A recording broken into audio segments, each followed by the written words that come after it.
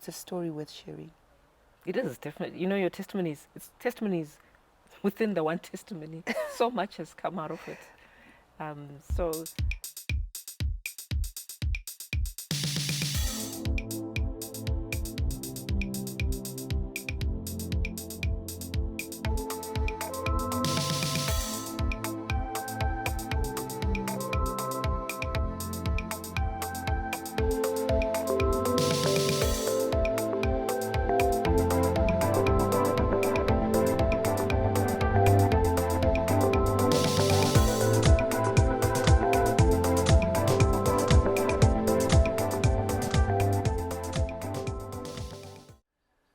hi, everyone. Welcome to today's episode.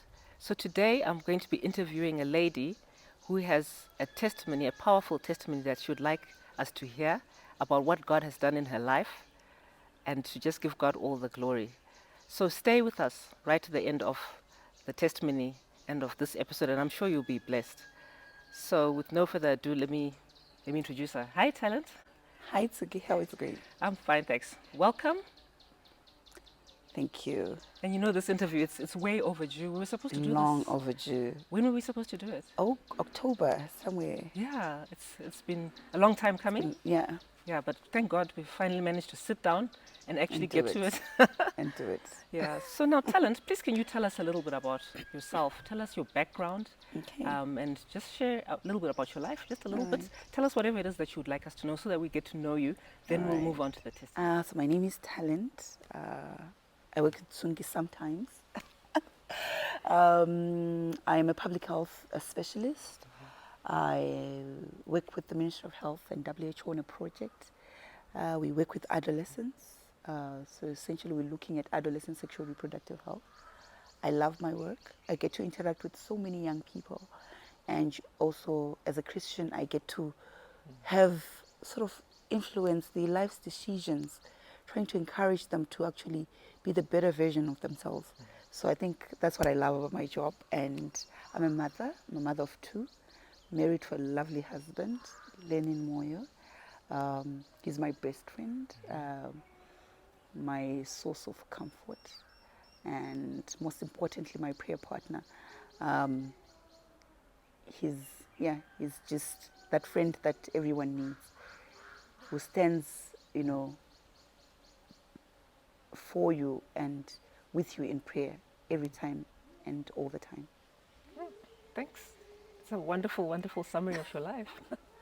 So we will begin our testimony. So we'll take it from here and Right. tell us what happened here. Okay. I was born in a family of 5, and growing up, I was the last born.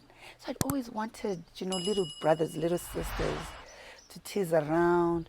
So my family, they were always saying that, you're very motherly, because I didn't have a little sister. So every little baby that would come around my house would inevitably pass for my little sister or my little brother.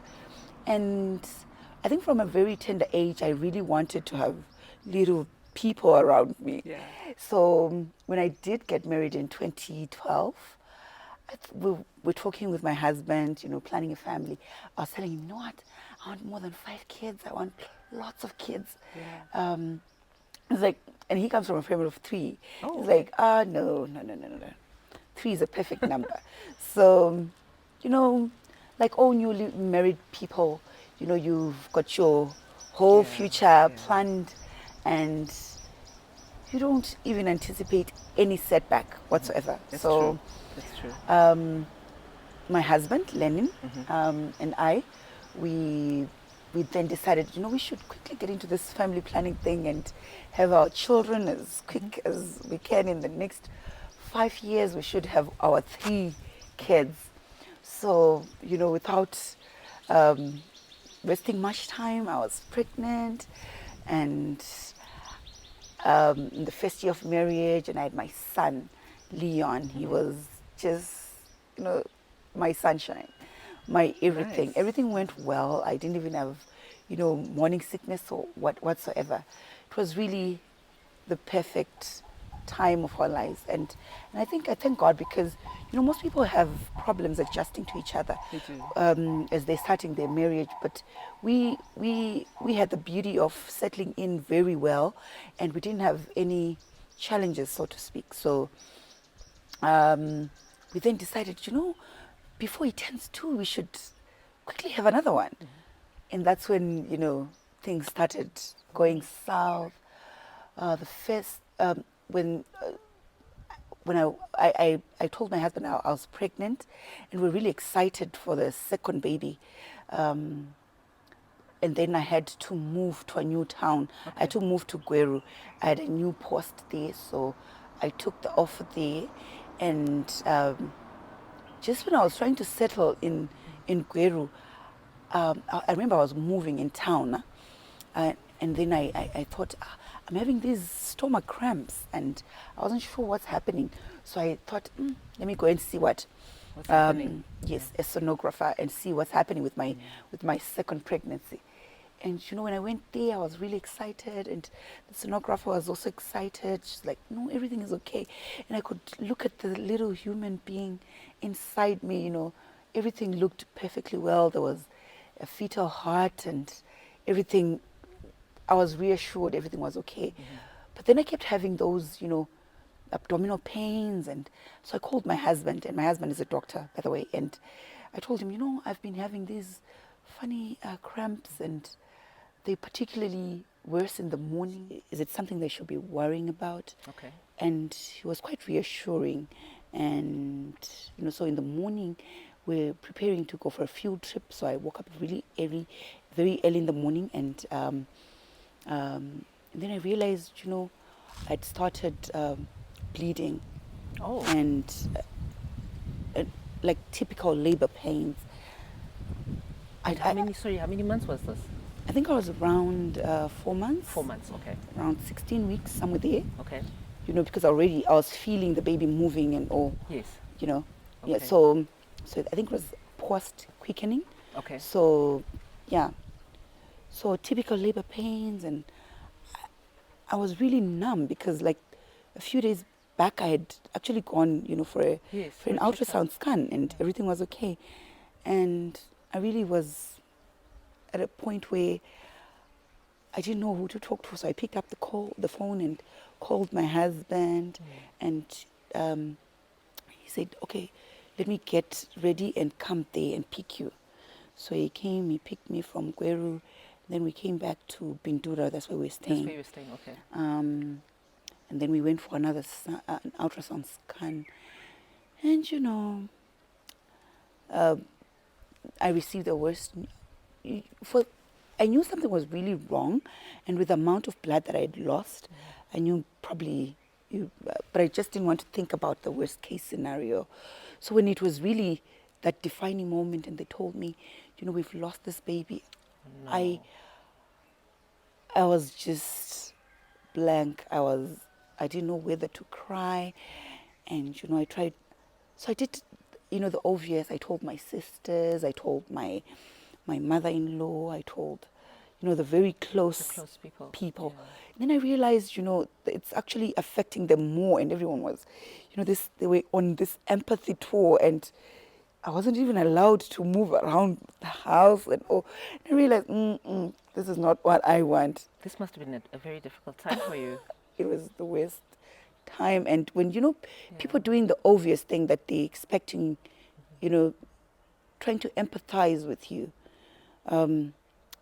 it then hits you the wrong way in a way, because everyone except you is feeling sorry for you, and you still yet to reconcile what is happening. Yeah. So I thank God for my family. My mother-in-law was really supportive, and my sisters, my close friends. But I must say that all this, the attention didn't really sit in well with me. And I remember when I told my best friend Tafazo, she would cry. She's like, sis, She took it personally. She took it personally, and yet I am still in some kind of denial. And I'm thinking, why is everyone crying this much? Why? am I supposed, is something wrong with me? Because you know the process of grief is not is not very defined. It's not easily defined because you once you have this shock, and for me, I think I was still thinking maybe they're wrong, or maybe something. Maybe it was a mistake. A mistake, or so why am I missing something? So yeah, so I must say the most difficult part of the journey, what the initial journey was reconciling what people are portraying as empathy and sympathy for me and what's really sitting in my heart, because I was sure that this can't be happening. Yeah, people are just, yeah. So would you say, in a way, you were kind of in denial? I was in You just denial. couldn't face reality. It was just Exactly. too bad news. It was just too much to handle. Exactly. And you know, you had people from church, close friends, praying with you, and you actually don't have words to say to God, because you're thinking, no, God is a life giver. He is. So reconciling the life giver and the one who also takes life was the most difficult part.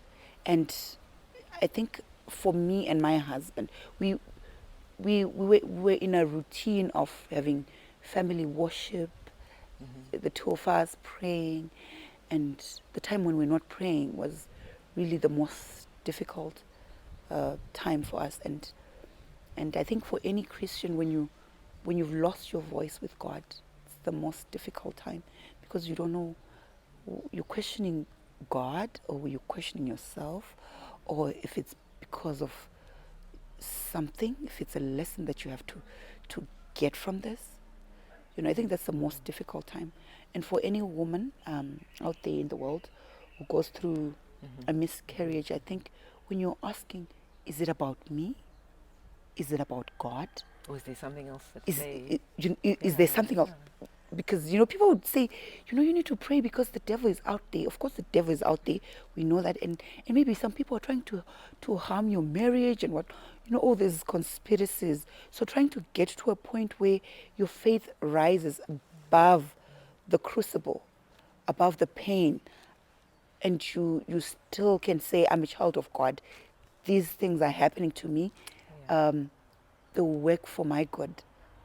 Trying to get the good out of the crucible is always the toughest. Well, that must be very So, difficult. so then fast forwarding after this whole thing, we were quick to get back to business and thinking, no, we want our kids to be, you know, we want this little boy to have To have a sibling, and yes. You were motivated. so we were Yeah. like, no, you know what, let's quickly try. So we tried again, and then round about the same time, Around about the same time. yes, around 16 weeks, 18 weeks, somewhere, the second miscarriage. And then this time around, me and my husband said, we're not telling anyone. Yeah. And would pray and would fast, just the two of us. And, you know, and I am blessed to have a man like him, because he would really be there, and would talk, would have fun, would cry together, would literally do everything together. And then then we decided he decided to specialize. So he was back in school, and we're now staying at Pari. And That's I was still, Pararinghetwa yes, Hospital? Pari Okay. Hospital. And then I was still in Gweru. But we would make sure that our weekends would spend together and have fun.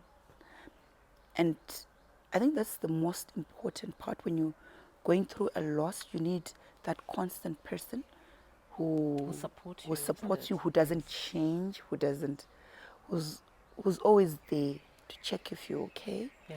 And I thank God for Len, because he was that rock when I Oh, we needed praise it. God for that. So when the second miscarriage happened, it was equally gut-wrenching, and the trauma was, and then we went into a spiral, the third miscarriage, the fourth miscarriage. And then we said, no, let's stop this.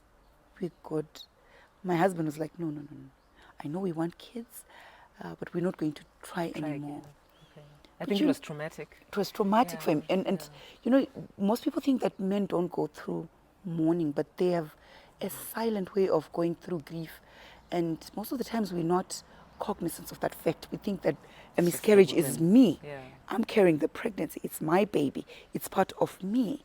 So if you lose a child, you quickly think that it's your sorrow, it's your journey. But it's important for us to realize that even, you know, our husbands are going, probably our fathers even, they also go through the same pain that we go through, and it's masked differently. I think that's very important, you know, for people to understand, to understand because that. it's two people. The baby belongs to two people. To so two people, exactly. You have to also think. There's the lady, but there's also the Exactly. You know, there's the man. The man. You know, so you know, we've got to consider both. It's Exactly. You know, you need to be sensitive to that and not Oh, yeah. just focus on the woman only. On the woman only. Yeah. And most of the times, we had a time where, you know, because I was thinking that this is my problem. Okay. This is me, and a decision to have kids is about me. I'm in control. I'm in control of Yeah. my fertility. Yeah. So when someone is telling me, no, we have to stop, they don't understand, you know, how much I want a second Yeah. child. Yeah. And I remember my friend Fadzi, he's like, no, sis, you have to stop. No, I think you just have to stop this trying business. You I already think they got could see the Leon. trauma you were going through and the things you were Exactly. going through and your suffering. I'm like, no, look, Fadzi, you already got two. So you don't know what I'm trying to get to. And I've always wanted a big family. It's like, no, there's adoption. No. So it was actually trying I wasn't in a position to accept that it could be an option, because for me, I wasn't going to fail on that front. You didn't want to give up. You were like, No. I want this. And you know, when people tell you of their journey, I remember this woman told me that she had 7 miscarriages. I'm like, 7? And you're still sane. I felt like I was losing myself. So there's this. So in my journey, very key friends was there was Fadzi, and there was also Yvonne. Okay. So Yvonne was this praying person, and I remember every other time she would call me, says, I'm praying and fasting for you. I don't know if you're going to join me, but if you can, it's okay. If you can't, it's still okay. Just want you to know that I'm Wow. praying and fasting Wow. for you. So I think we That's need amazing. Yeah. people like that. I'd stopped praying. So you needed the support. You needed Yeah. the support. Yeah. And there's a time when you lose your voice and you're not talking to God. I don't know whether you're angry or whether you're just You're confused. confused Yeah. what's happening. Reconciling the loving God and the God that allows things to happen to us. You know, That's difficult. it's difficult. But when you do get to a point where you appreciate that God's still with you in the crucible, Oh, that's amazing. in the tempest, He never lets go. I think that's the point where victory is certain. That's powerful. That's powerful. So I remember this one time, we went to my cousins, and my sister-in-law was like, oh, you know what? It could be, you know, people, in the African, people think that, you know, someone is bewitching But yeah. and whatnot. But I told her, you know, I believe that this is the point where God vindicates himself. I don't care what's happening, the things that God has not told me and has not brought to my attention, I'll not allow those to define how I live my everyday. And I believe that God has his sure protection against me. Whatever he allows, he knows I can handle. He knows you can handle. So Yes. we really, so going back home, my husband's like, now I'm certain that we have a testimony. Yes, it is a testimony. It's powerful. Now I'm certain we have a testimony. And God just doesn't give us test without a song of praise Wow. to soon follow. Powerful. So he was almost certain. It's like, no, you know what? All this time we're praying, friends were praying and fasting for us. But now I'm certain that we're going to have a baby. Wow. Because it's God who's being called to question here. And it's him. He It's does. his We don't name. vindicate him. Yes. He vindicates himself. Himself, yes. So if people think that Christians can be bewitched, they're wrong. Or that Christians can go through things and God will just let it and to their ruin. Mm-hmm. They're wrong, because God allows things to happen to us because it's a test. And they say that the gold is for the fairness. Yes. And God seeks to have his children polished after the similitude of a And palace. Refined. Yes, So the amen. refining process, whether from the story of Job, it's God's permissive will that the devil comes in to destroy us. Whatever, I don't care what it is, but that's what essentially we learned, that it's God's work of perfecting us. Mm-hmm. So when we reconcile that, our miscarriages, the pain we're going through, we're all part of God's process of making us refinement, yeah. better people. Better people. And even better parents, because then I realized, you know what, I was looking so much forward to having another child, Yes. and forgetting one was there. the blessing that was already there. Mm. So when that knocked home, I started reading parenting books. I started, going on parenting podcasts and YouTube channels to be a better parent, to be a better partner. I can to already be see a the good better- that was coming out of Exactly, this. to be a Yeah. better spouse. So, yeah. And then, so in total, we had 7 miscarriages 7. before we had our angel baby, Leanne. Wow, that is Um, a difficult situation. That was God who really came through. it did, and Wow. sometimes if someone is trying, I'll try to tell them, it's still up to you, but I think that, sometimes the pain and all, you can choose not to go through that pain as a couple and decide on adoption, because it's not a very pleasant kind No, of pain. It's a terrible. It's a terrible pain. yeah. And but God does finally come through. At least he did came through for me. So our journeys might be different.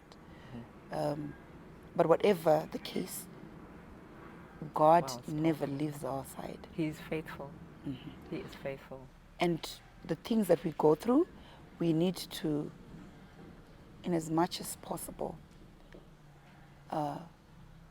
look out for the other person, not just for our own hurt. Because the moment that you're looking at your spouse and really seeing that, no, there's something wrong with him, you take the focus from yourself And put it on them. on them. Yes. And you also try to identify people who have not had children in a long time. And when your prayers cease to be about your situation. So we started praying for our friends from church who have had fertility issues, who have had miscarriages, who have lost children. And we decided that that was going to be our prayer point. Wow, And not just us. That's awesome. Wow. So I can see so much good that came out of your, Exactly. your So trial. I think that's the trial really took focus away from us. And it took a long time for us to come to that point where prayer is not just about, God, we want children. God, we want this. God, we want this. So we were now praying for our friends. God, remember this couple. Remember our friends. Remember our friends in Vic Falls. And, there are people that are also going through, marital problems because of fertility issues, where people try outside of the marriage bed to have kids at all cost. That's not God's design. No, it's not. That's not. So when I think just an encouragement is, when you face fertility issues, it's very important that you be faithful to each other and that there's fidelity in marriage, because once you bring infidelity and problems with fertility, the union will actually be It'll destroyed. be compromised, exactly. Yeah. So I thank God that wasn't our portion, but we have friends that have gone through divorce because of fertility issues, and of people that are now reaching out to us, like, how do you cope with this? And I thank God because we have a few friends that we actually talk to and encourage That's and powerful. pray together, who also went through, or probably going through what we went through, and God placing us in that position where you have a testimony that can encourage someone. I think it's an honor for us. It definitely is an honor. Yeah. And we just thank God, when we see the way that you were able to stay strong in the Lord despite what was going on. It wasn't as easy. Remember, I told you I lost my You voice. lost your voice for a long for the time. long time. I wasn't talking to God in individual prayers. Yeah. We'd pray together as a family. We'd pray together, as husband and wife. And when you're asked to pray for someone in church or something like that, in a prayer band, in a prayer session. But I'd lost my You'd lost your voice voice. as God's child, as talent. And I remember the song we used to sing growing up, it's me, oh Lord, standing in the need of prayer. Oh yes, I remember that. So God wants to talk to us, to me To as a you. person. Yes. So in whatever situation we find ourselves in, we should never lose that voice, that child of God voice, because God wants to speak to us at an individual level. We can be masquerading in church, that everything is okay, we're in good and regular standing, but deep down we're traumatized and we're not sure if God is on our side. But once that you reconcile that God never leaves you, you find your voice. That is so powerful. The word does say He'll never leave us, nor forsake us. No, He doesn't. And He'll be there for us. He doesn't promise there'll be no troubles, but He'll take us through. He'll never let go of our hand. Exactly. Wow, that is so powerful, talent. And I was going to ask you what lessons you've learned, but I think you've already. You've already Exactly. answered. You've already answered by what came out of, all these challenges that you were facing over the years. It can't have been easy. It was a very personal issue for you to share. It's very, very. Yeah, it's very powerful. I think it will help a lot of people out there. No, there's something I wanted to ask you about the month of October. All right. Now, I'm sure most people, they are aware that October is known for breast cancer awareness. Yeah. But it's known for something else. And I actually didn't know this until you told me. Yeah. So would you like to tell us? Yeah. Explain what else October is, is known for. What awareness we should be aware of in that month. So, in my journey, I was trying to look for online resources to help me carry through, these trials. And then I came across this group of women that actually celebrate every loss, whether a preterm, a premature deaths, miscarriages, stillbirths, babies that quickly die in infants. Okay. So it's a group of women that essentially came together and just encouraged each other. It's an international platform, and that's when I realized that in October they were celebrating all their losses. Call them angel babies. Angel babies. Yes, or rainbow baby. The rainbow babies are the ones that come after, like Leanne. She's our rainbow baby. Oh, so her name is Leanne. Yes. It's a beautiful name. Yeah. Yes, so Leanne is our rainbow baby. But we essentially said in October, it's a time where women that have gone through miscarriages, that have lost babies in childhood, in infants, can really celebrate the life of that child. Because as Christians, we believe that from the very conception, you are living. Yes. You are a person. You are a person. You are there. You're a So being. imagine you have kids we celebrate our kids' birthday, we celebrate, their successes. But these children, that we've lost in our culture, in our communities, they're never to be mentioned. It's almost like taboo. It's a taboo. Yeah. So we're trying to, but they're not really, they're not taboo, because a woman who's lost a child fully knows well that the memory sticks on. So you choose to remember them Yes, in a to remember them. celebrating mood. So October essentially is that time where women like me, we've gone through, fertility challenges and miscarriages and stillbirths and infant death. Remember the children they've lost and celebrate their lives. The life could have been 6 weeks, It could have been, yeah. 16 weeks, but you take time to remember that a life once lived within me, short-lived however it was, but I'll celebrate. But they were there. They were at some there point, yes. at some point. So that's October essentially. It's not just breast cancer, it's also lives that we lost prematurely. Yeah. That's really, I think that's a very good thing to do. And I think a lot of people are actually going to be surprised. I don't think everybody knows about Yeah. that. Okay, so now, Talent, thank you so much, for coming. But before I release you, I wanted to find out, do you have any parting words? Is there something else you'd like to say or to share before you go? Please go ahead. All right. So, did you know, Tsungi, my son was born on the 22nd of February, and Leanne, exactly 7 years later, was born on the 24th of February. Really? I don't know if it's chance or if it's grace. I would like to believe it's grace, because how can my two children, after having gone through so many much. things, Yeah. be 2 days apart? That is amazing. It's too much of a coincidence. It's too much of a coincidence. For us, would like to believe that it is the wake of grace. So when we called her Inyasha, because Leanne Inyasha, Lovely. because for us we've seen that God is on our side He is. and that His grace abounds in our lives. And even in the midst of crucibles, in the midst of storm, He always He does. always sells through. He does. He does. Yeah. Wow, and that's a powerful end to your testimony. And I was smiling so much. Talent. I've got a daughter called Inyasha. Is that so? Precious daughter called Is Inyasha as it? well. So yeah, Nice. beautiful name. It's a beautiful name, beautiful Inyasha. name. It just explains that it's by the grace of God. It is grace. Yeah. Yeah. Wow. And Hlamulo, she's called Leanne Leanne Inyasha Hlamulo. Hlamulo. It's Tonga for answer. Answer. Oh, that's a beautiful God name answers. too.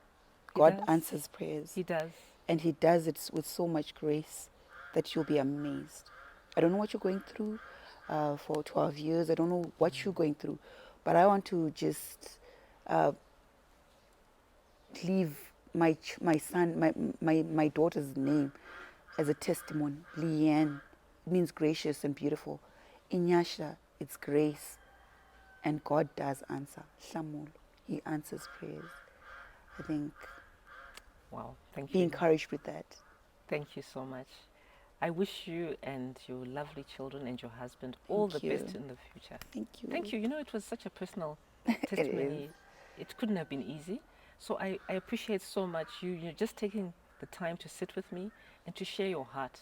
Oh, yeah. May God bless you. And I'm sure so many people will be encouraged and touched. Thank touched. you. Thank you. Thank you very much. Oh, thank you. All right. So that's it for today. I do believe you must have been encouraged in some way and blessed and edified. And no matter what you're going through, it might be the same thing as Talent, it might be something else. Don't give up. God does answer. It I'll is. see you next time. Bye-bye. Thank you.